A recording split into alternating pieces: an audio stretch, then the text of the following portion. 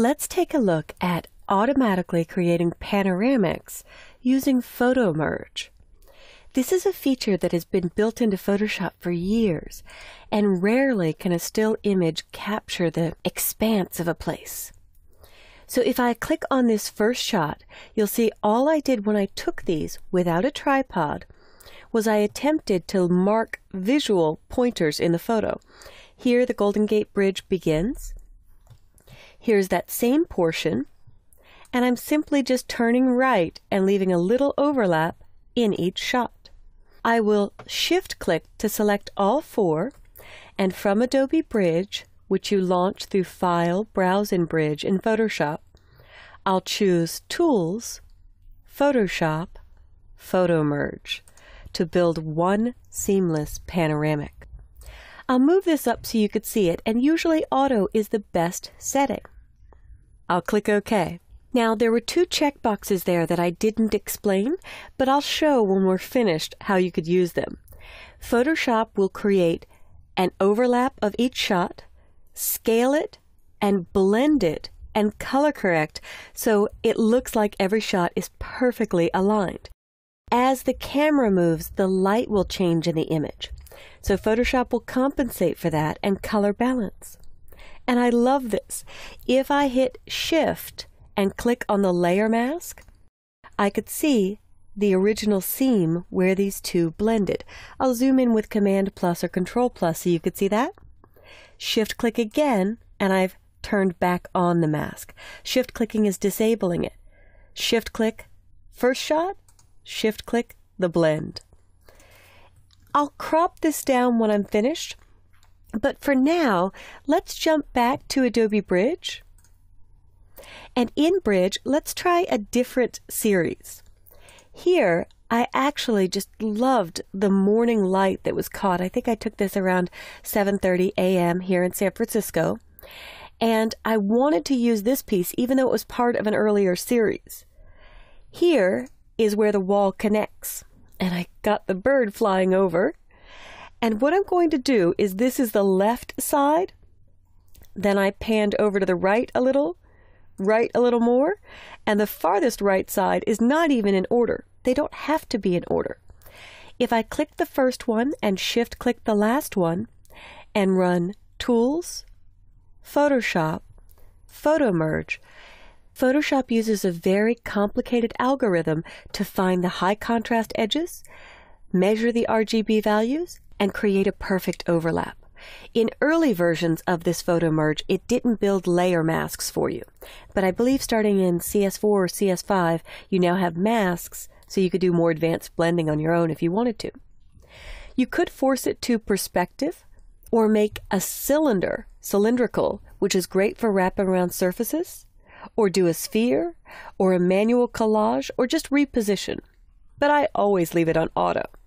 And when we come to this again, I'll show you vignette removal and geometric distortion correction.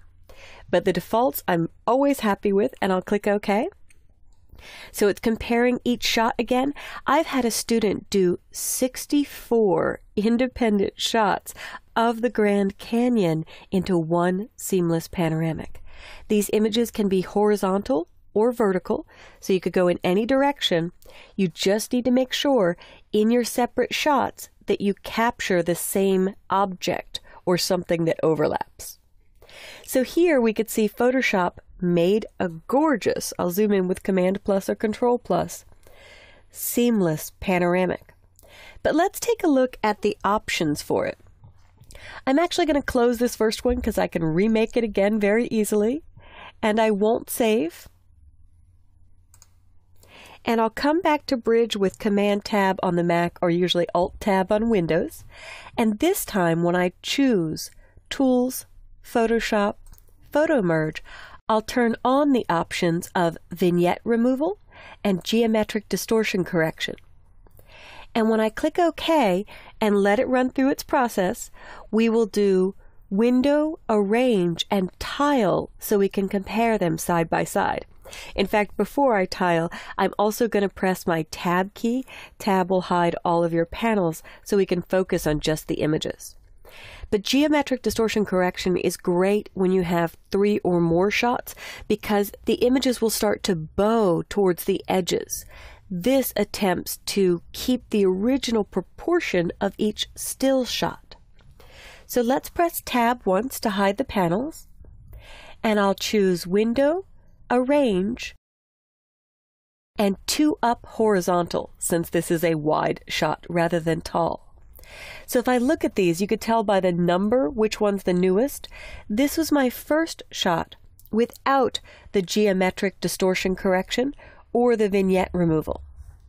This was my second from the same source files, merging.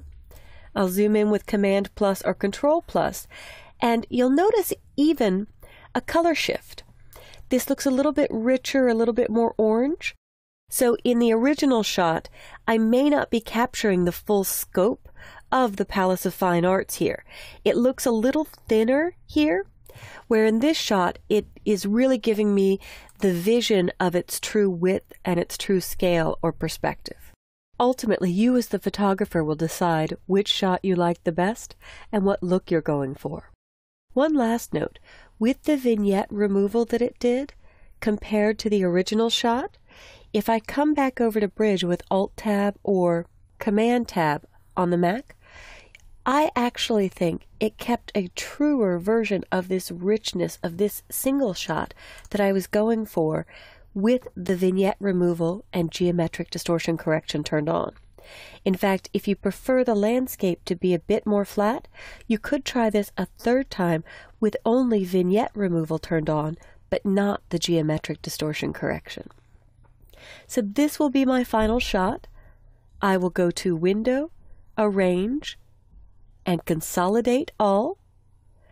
I will hit Tab to bring my panels back, and the last look I want to give you at this shot is if I zoom in with Control plus or Command plus and scoot over, if I shift click on the mask to hide or show it, you can actually see the ducks at different spots in the image. So shift clicking turns it on and off. It did decide to keep the large bird that I captured here that I really wanted as part of this shot. So from now on, as you travel, whether you have just a camera phone on you or a point and shoot, or you happen to be an outstanding DSLR high-end photographer, keep in mind that you can capture the full, wide, large, I don't know of another word, ginormous scene in front of you more appropriately by taking several independent shots and letting Photoshop overlap them to really convey the expanse of a place that you are viewing. So good luck with building beautiful panoramics.